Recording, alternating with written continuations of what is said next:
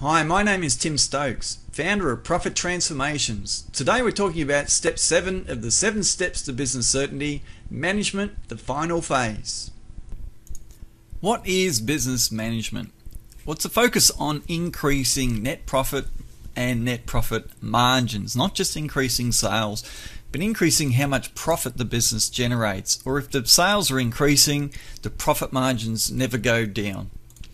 Maintaining a smooth balance of sales, production and workflow. If you think of a business as like a three-legged stool, a tripod, and the seat of the stool needs to be level. And now think about each of these sales and production and cash flow elements of the business representing each of those three legs on this stool. The dollar value of work coming in as new acceptances or new sales is one of the legs. The dollar value of work done in a week, in contrast to the new sales coming in for the week. The second leg is production. And the third leg is how much cash has hit the bank account. Now think about this from a business perspective. If this business was turning over $1 million a year, that would be a $20,000 amount per week for each of these legs. Therefore, you could say, have we received $20,000 worth of new sales this week? That would be one of the legs. Have we completed or have we worked the equivalent of $20,000 worth of work in this week? Whether it's finished or not, it's just the dollar value of work done in the week. That would be the production leg. And has $20,000 reached the bank account, come into the bank account as cash that we can see deposits this week? Now, if all three legs are not balanced, you can imagine the stool will start to lean. So let's say that the sales were $25,000 for the week, and for some reason the production dollar value was only $17,000 for the week. You have a very big difference between the sales and the production. So what will happen is this stool will start to lean a little bit because one leg becomes longer than the other. And you can think about it, you're sitting in the stool. Well, once one leg starts to become a lot longer than the other two, or two become longer than the one, all of a sudden you'll start to lean over and you start to get a bit stressed and a bit worried. Now, this is exactly what's happening in business. When you're not measuring all three of these legs, you will tend to have a fairly stressful experience because you're reacting too slow to the lean that your business has, the emphasis on one area or the other. Now, some businesses may be short on cash flow, may be short on sales, acceptances, may be short on production. But if you're not tracking these all three every week, you will have a very stressful experience as a business owner because you're finding out too late that these issues are happening. Now, when you're not doing this, I don't believe a business is being managed well. It needs to be quantified, it needs to be tracked, it needs to be measured. Now you're managing the business because management is as simple as get the work in, get the work done, get paid for the work. And if you're not tracking all three of these every week, you're almost certainly going to be feeling the stress of running your business.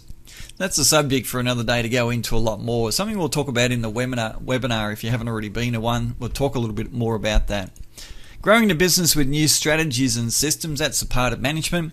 Your business is either growing or declining. There is no coasting or in between. Stagnation is dead. It's dying. It's a slow death if it's stagnating. If you're not managing your business, then it's running your life pretty much and running your emotions and what happens to you emotionally in your state of mind. We need to be growing our business and developing new ideas, new strategies, aiming to increase the net profit margin from better strategies. That's what we're aiming to do in management all the time. People management is a really big element of business management. It's the leadership side, you could say. So running a successful business is like a two-sided coin. On one side there's leadership, on the other side there's management, and the people management is the biggest element of the business because business is all about people. Working on your business, a lot of people are saying 4 hours a week. I think 4 hours is just a ridiculously small amount of time to work on your business. I've worked on my business a minimum of 20 hours a week for 20 years.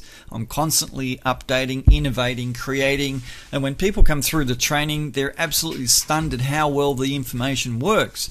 But if they knew what had gone into creating the information that they're now the receivers of, and the thousands of business owners that have been trained and the hundreds of clients that I've worked with and listened to them and given them systems and refined it and give it to the next business owner, refine, then you start to produce something that's pretty spectacular.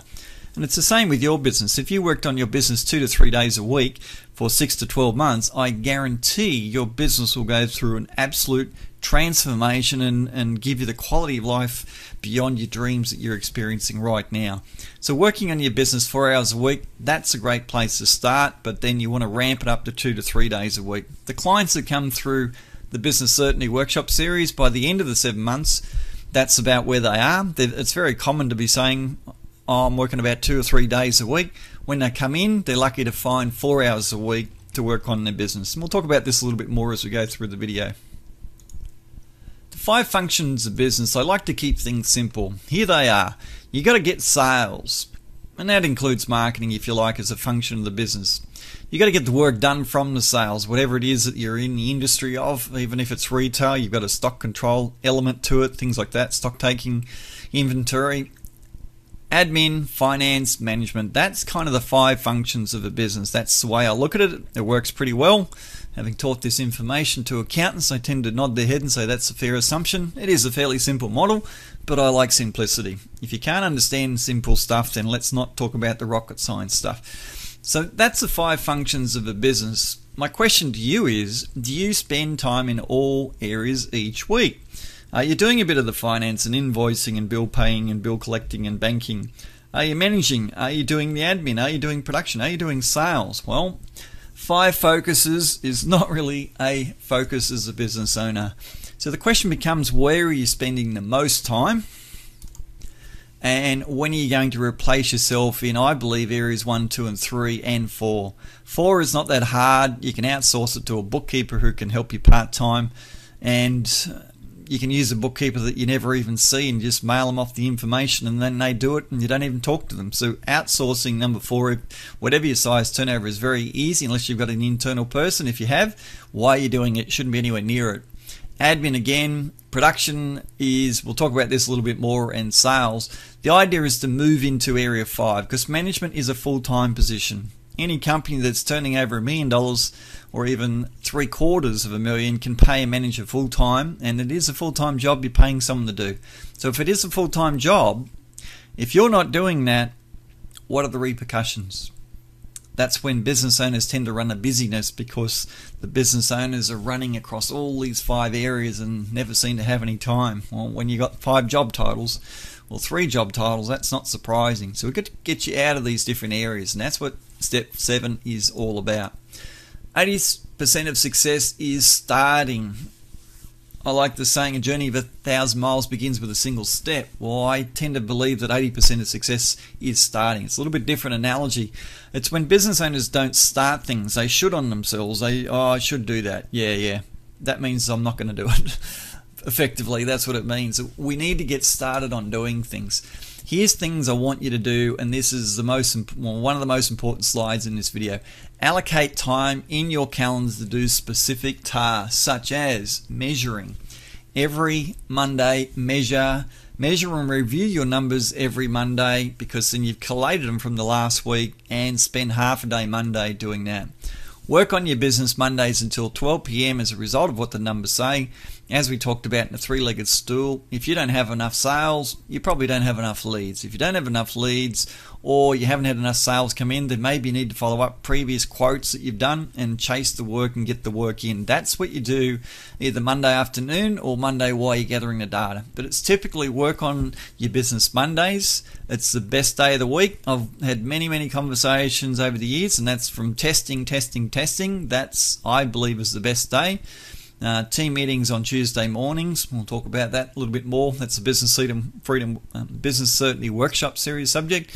Working on your business Mondays and then sharing it with your team and talking to your team on Tuesday mornings is the best strategy out of all of them.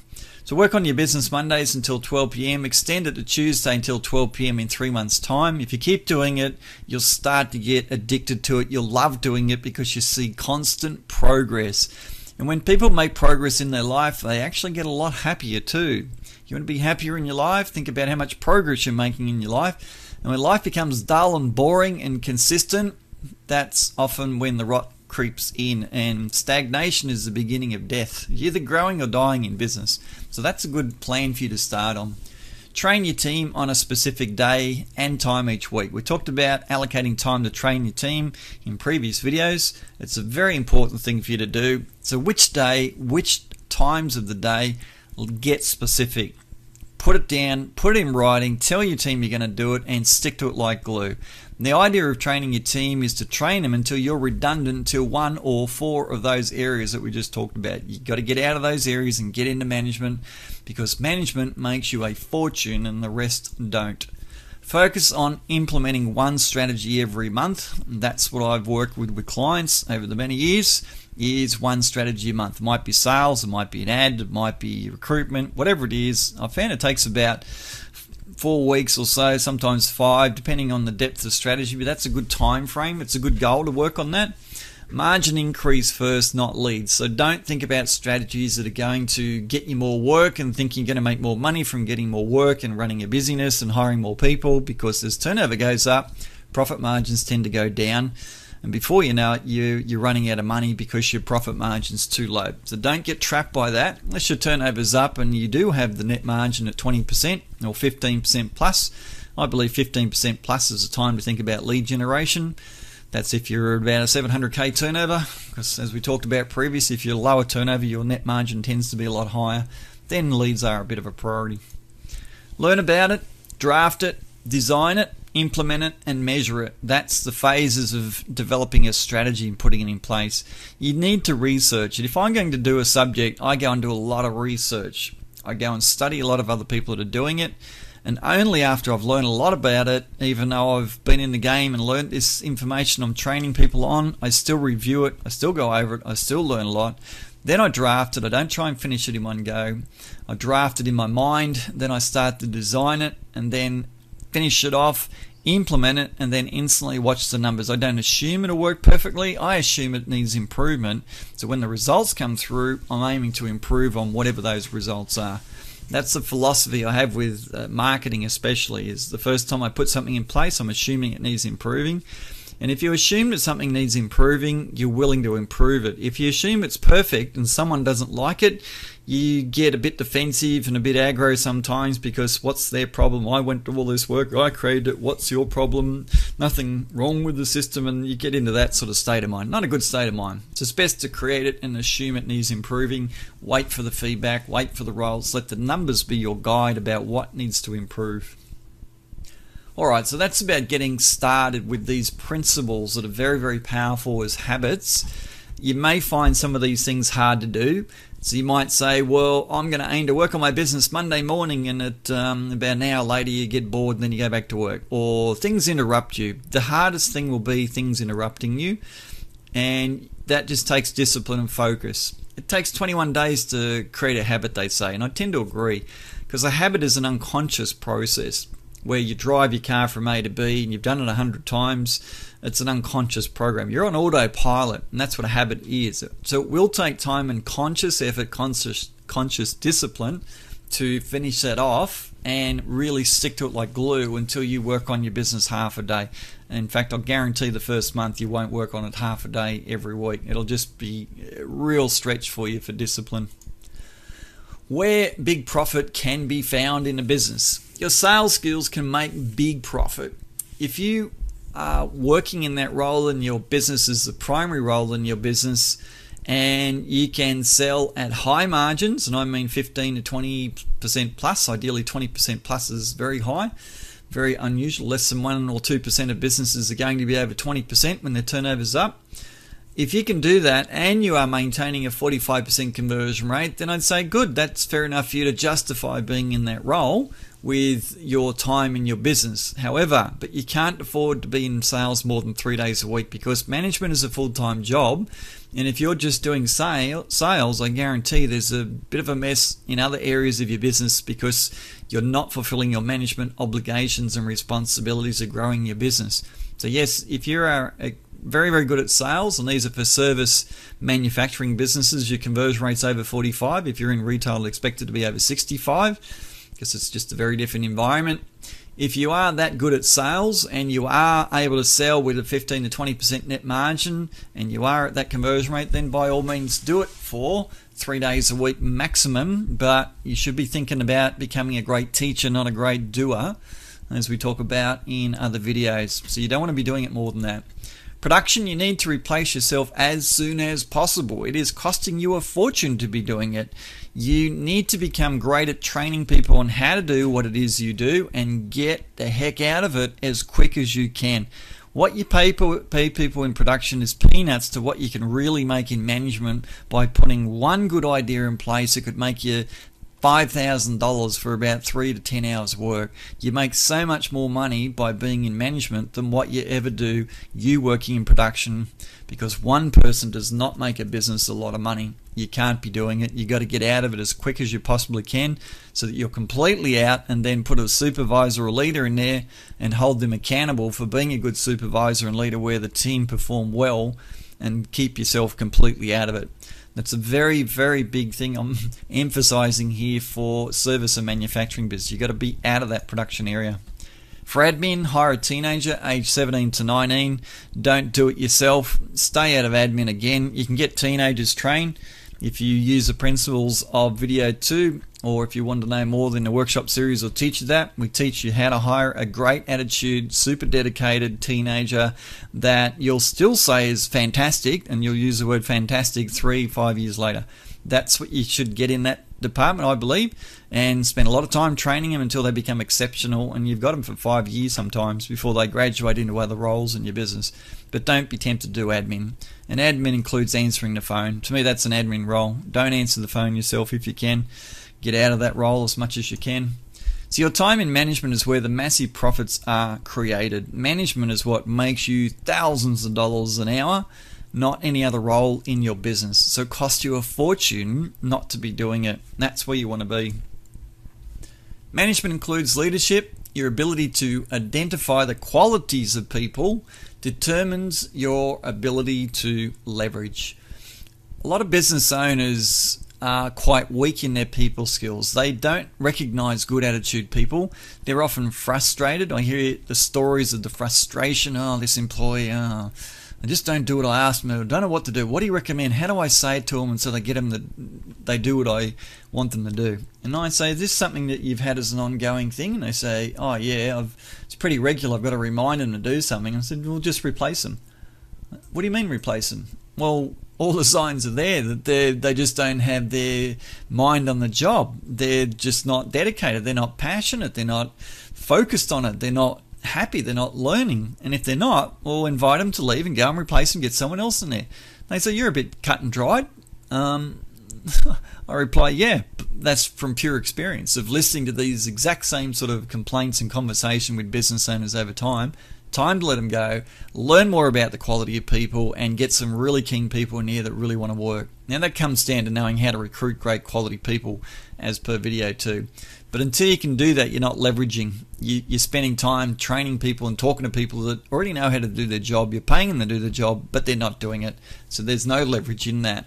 That's such a key ingredient to leverage. If you want to replace yourself with a supervisor, their people skills, not just their technical skills, becomes extremely important.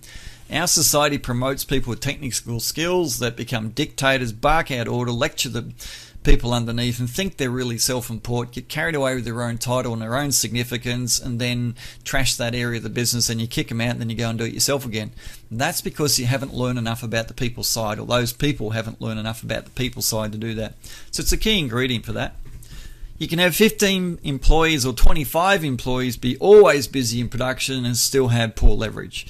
The key is to get out of it. I've got clients that have stepped completely out of their business and stopped working in it, moved interstate, tripped around Australia, gone over the world, and they've had as few as 7 employees. So if you've got more than 7, you shouldn't be telling me how busy you are if I was to talk to you. You should be saying, oh, I got plenty of time because I've got enough employees to do it, and I've taught them how to do it. They're following my systems. They're accountable. They're doing a great job, and I really don't need to be there that much. That to me is what you should be saying once you get those employees up over that 7, 8, 10 figure. Your ability to leverage is related to your people skills. Have you been trained to leverage? What have you done for your own people skills development? That's a good question. It's something I am really big on, is all about mindset. Mindset is about your personality, your beliefs, your experiences, and they form your attitude or your beliefs, if you like, to certain subject matter. And that's something that we need to constantly always address. I go through big lessons myself every now and again, as I'm sure every entrepreneurial person does. They just get big insights and they go, wow, what I've been doing for the last 12 months, well, that was a complete waste of time, or why did I get on that bandwagon and go in that direction? Well, that's interesting.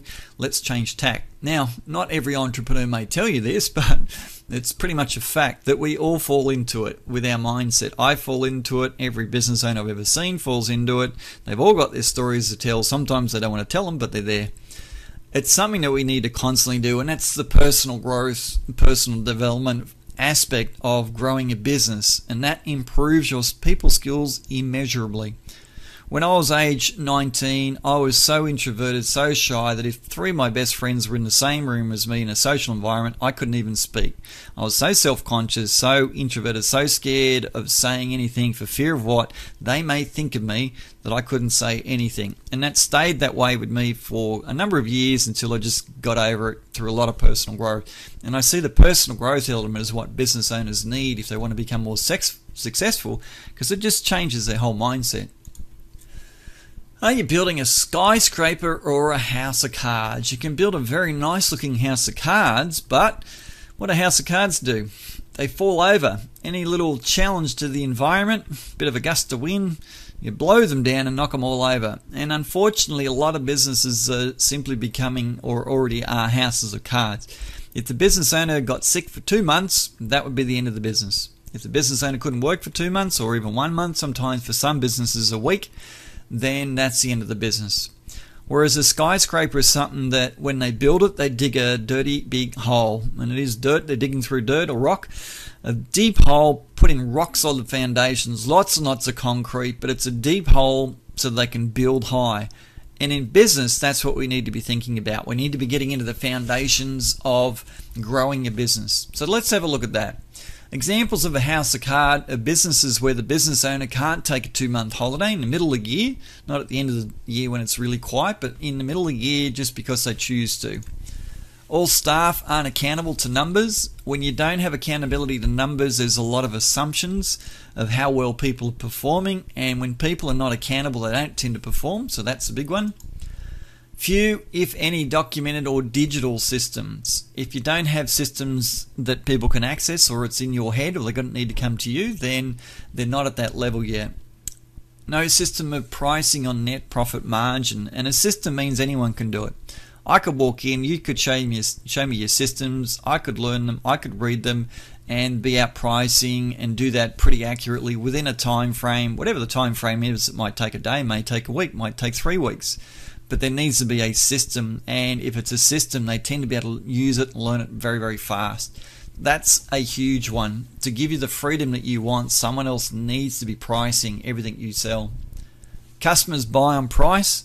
That's another one. Customers buy on price a lot for the majority of businesses because business owners are not educated in this effective sales and marketing strategy that gets people off that subject of price.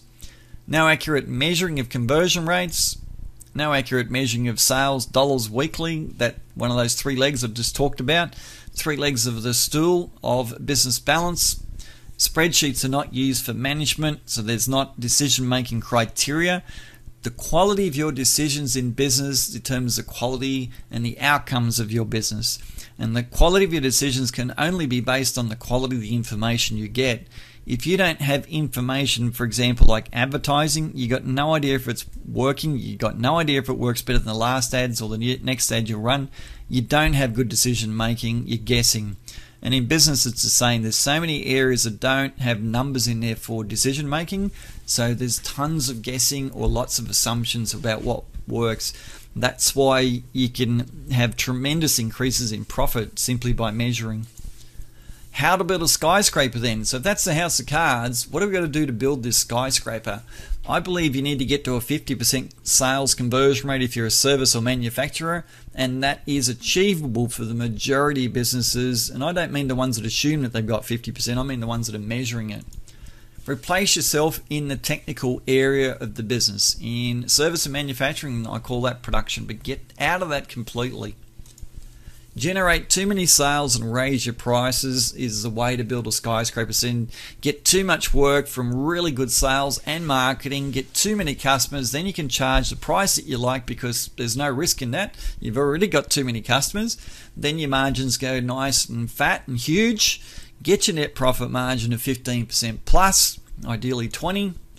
Set up 5 forms of lead generation at least that work, and you test them so you know. You're not assuming that they will, and you don't want to be using all 5. If you're using all 5 at the moment, then you need to go and develop another 2 or 5 that aren't being used. So always have 2 at least forms of lead generation that work, that you've tested, available to use, because one day when you're quiet, you definitely will need them.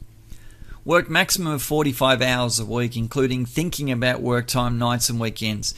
Once you go beyond that number of hours, then you get stale. You lose your objectivity. You'll forget to do things like invoice or ring that supplier or whatever it is that you were going to do, you forget to do it. Now, you may say, well, I don't work that many hours now, Tim. And I say, well, were you thinking about work at night and at weekends? Well, yeah, I do a bit. Okay, well, that's work. So add up how many hours you're really working, and very few business owners are working close to 45. It's more like 70 to 80 because they're thinking about work on weekends, they're thinking about work on the way to work. They're not detached from their business. They're still attached to it and they're still working even though they're not physically there. Create systems for all tasks. So whatever the task is, it needs to be done, from calling a supplier to customer surveys to incoming phone call systems to lead generation to recruitment, full recruitment system, everything. You have systems for all tasks. Then you got yourself a skyscraper. And have numbers for employees' performance. So all employees have numbers against their performance that they need to hit a certain number for their performance. Now, only when you get to this level and you tick all these off, now you got a bulletproof business that can't be touched by the environment or the marketplace or competitors, because you got a skyscraper in the making. Now, when businesses shut down because of a lack of work, which is a very common thing with the GFC, half the builders on the Gold Coast disappeared from about 2010 to about 2013 because there was so little work available in the building industry. And the ones that are still in business are the ones that are running high net margins or were running high net profit margins before that happened. The ones with low, as soon as they get a bit of little work or someone doesn't pay them or there's not enough work coming through and they're running on a bit of cash flow, then they're bankrupt. So this is how to build a bulletproof business. Outlast everyone when things are tough, and the best way to outlast everyone is to have a high net margin and have these things in place so that you're ready to survive any storm. The 3 skills of business management, the three skills of business management to achieve all this are: first one is people. The second one is measuring. And there's a beautiful, what I call, symbiotic relationship between people and measuring in business. When you make people accountable, they perform more. You just got to look at the sporting events, and the best sporting events like the Olympics bring out the best performance. Records are broken at the highest level of competition because that's when people have to perform. So when you measure what people do, they have to perform. There's no more fabrications. It's just a number that says you're doing well or you're not. So numbers can challenge people. Some people find them a little bit too much in the form of pressure. But once you get people over that, they actually look forward to seeing how their performance is going. So people are held accountable, but they actually start to get motivated over time. The third skill we need to have is measuring. And when you do measuring for a while, you'll find that you need systems. So that's why step 2 is people, step 3 is measuring, and then I wait a month and then I teach people step 5, which is systems. Because once you have measured, you'll go, wow, I've got a lot of things here we need to improve in systems. And your team, your employees will say, boss, there's some things here that are not us. It's just that there's no systems. We're not following a system. We need a system. That's a nice thing to have your employees saying you need systems, instead of you trying to get them in place and them resisting it. And when you have systems, then people become like a byproduct of it, because they're not guessing, they're not assuming, they're not doing it their own way, they're doing it methodically. Therefore, other people become predictable. You can imagine on a team where you might have a group of forwards and a group of backs, and then some forwards randomly decided they'd like to be in the back for a while. And all of a sudden there's a gap, and everyone else is going, what is this person doing? That breaks the team down when you don't have consistency. So we want consistency, and that's what the systems help us to do. But the people are also contributors to creation of the systems. So they create the systems, and then they also become the byproduct. Takes their memory out of it. They're not going to get in trouble for it. So this is the magic of systems. And when you work on all three and synergize all three, where once a week you're getting together with your team to look at numbers and then to talk about systems, that's magical. Phenomenal things happen over 12 months. Great things start to happen sometimes within weeks. Some of my clients have jumped their profits 50% in a week because the productive hours of team members went up because you got them all together and had a chat to them, and they all listened and they all talked to each other. They were so much more happy, and then they just got focused and knocked the work over. That's example what happens when you put this in place. So these are the three skills of business management. They've got nothing to do with an industry. You learn about measuring and you take that skill into any industry. You learn about systems, you take that skill into any industry. You learn about people, you take that skill into any industry. And that's why when people say, have you worked with someone in my industry, Tim? It's not even a relevant question, because this is not about an industry. I'm not a super technician that teaches someone in an industry how to be a better technician. That's not my role. I understand management and entrepreneurialism and leverage and setting businesses up to run completely without the business owner, and they can step out of it and move into state and go on 2-month holidays or 3-year holidays and not work in their business at all. That's irrespective of industry. Industry is secondary to that skill that I have, and that's what this is about. It's just developing skills of business management. People performance is all about accountability. It's about numbers and it's about systems, holding people accountable and helping them to follow a system so that the numbers say that systems are working, and you keep evolving that. And it's evolving these three. It's business evolution is what this is about. Plan your day and work your plan. Make a list of everything you need to do in the day. Prioritize everything on your list as one of 3 categories. Must do. I must do this today. It's essential. It's really important. It's going to make me a lot of money. It's going to get bills paid. Whatever it is, they're your must-dos. The essential, the absolute must-do this today. The second one is important to do. Obviously not quite a must-do, but important to do. And the third one is do if I get time. Now, you don't list on this things that you would normally do anyway, like answering phones or whatever it is, or paying bills, but unless it's an important bill as a priority, then by all means do it. You can't manage time, but you can certainly prioritize what you do with your time, and I think it's all about priorities. I've had business owners come to me saying, I've got no time, Tim, can you help me? And I say, sure. Are you committed? Are you disciplined? Are you willing to do what I say, even though you might think it's weird, dumb, unimportant? Are you willing to do it? Yes, I am. Good. And I've had clients go from working a genuine 80 hours a week on the tools, out in the road, and turn that into 0 hours within 10 months. Why? Because I got them clear on their priorities. I helped them to focus on what was the most relevant thing, and that's what my skills are, getting really clear what the priorities are.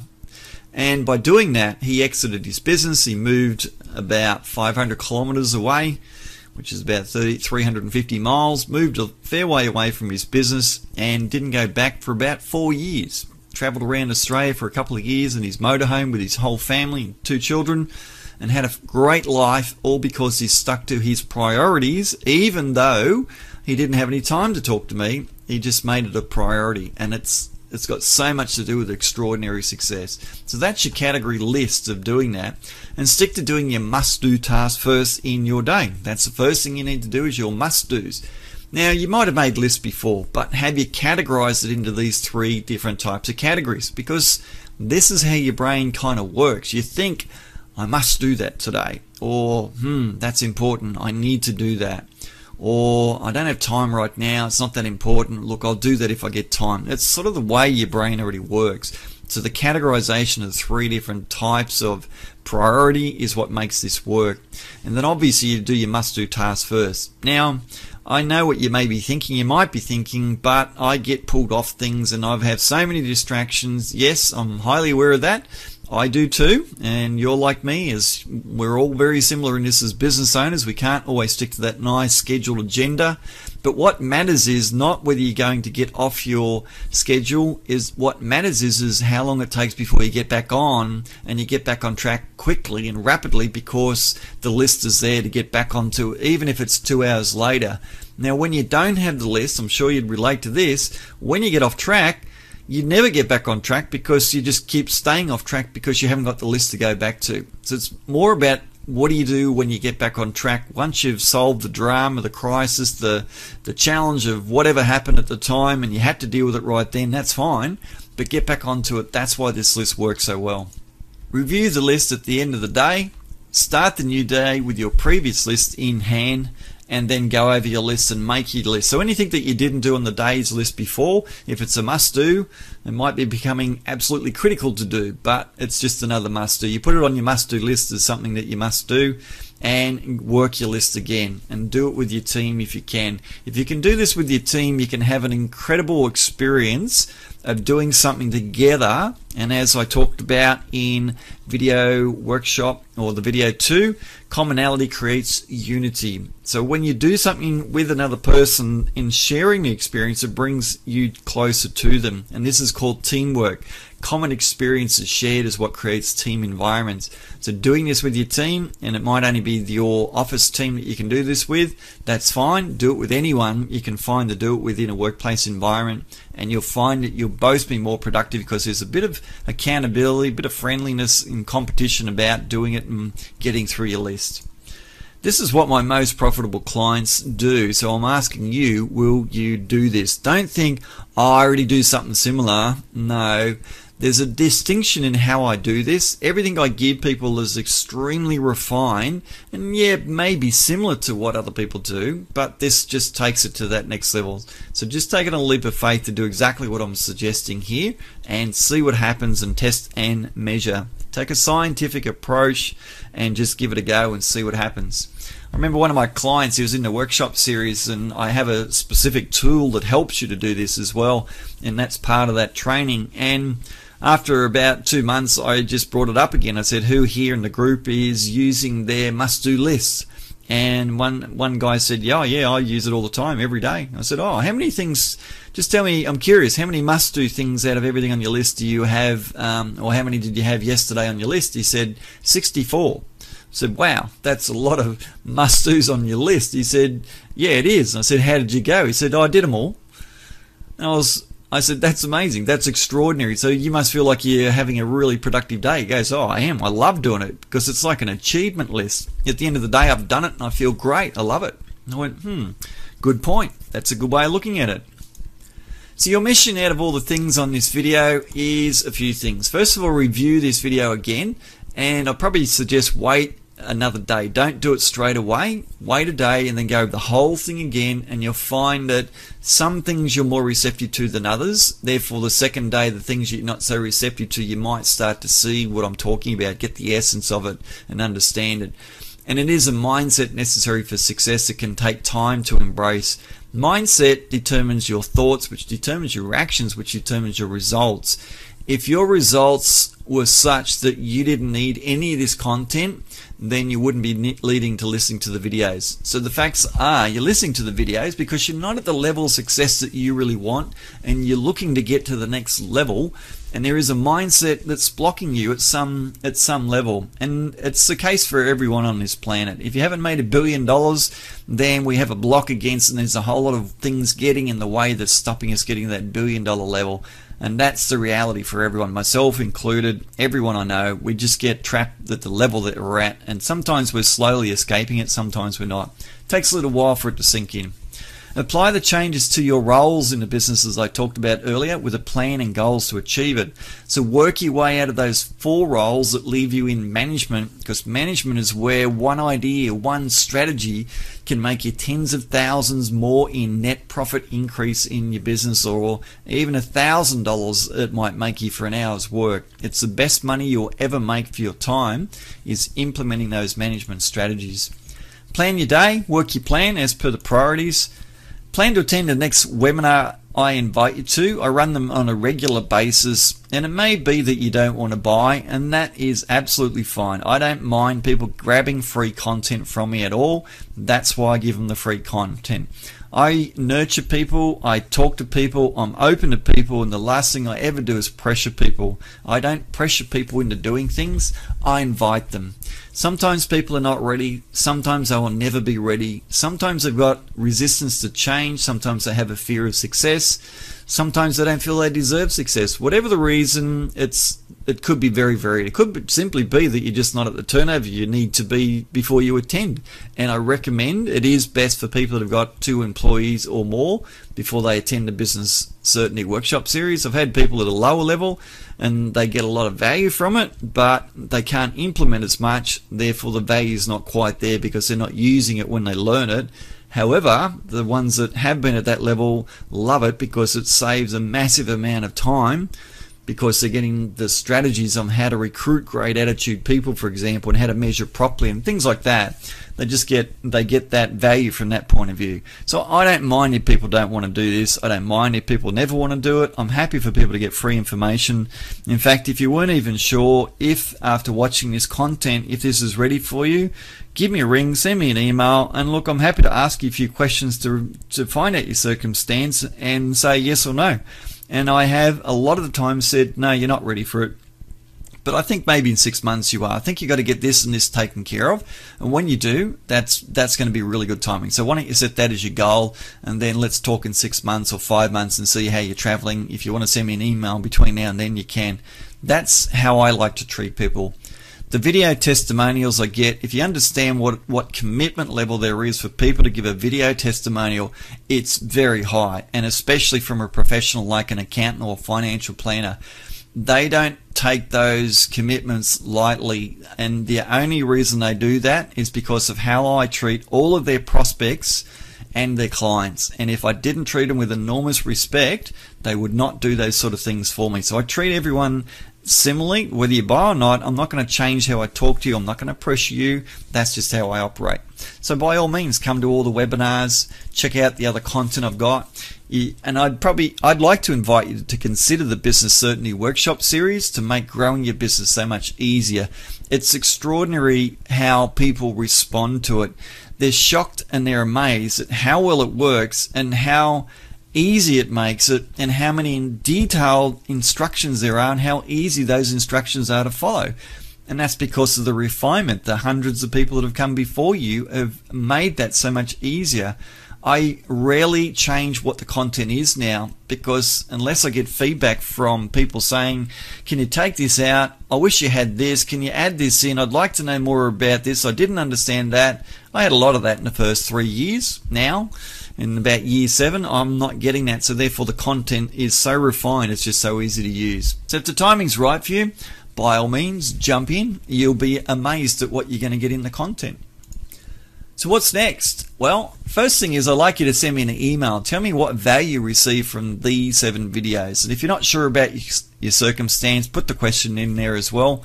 But irrespective, I would love to get an email from you telling me what value you received from the videos. What did you like most? What benefited you the most? Could be mindset, could be one of the videos as a subject, it could be something specific in the subject. I always like feedback, and every client that comes through my workshop series, I ask every single one of them twice, at the start when they register and at the end when they're finished. What'd you get out of it? What'd you like? What'd you use? What didn't you use? Those sort of things. And I learn enormous amounts from surveying my customers.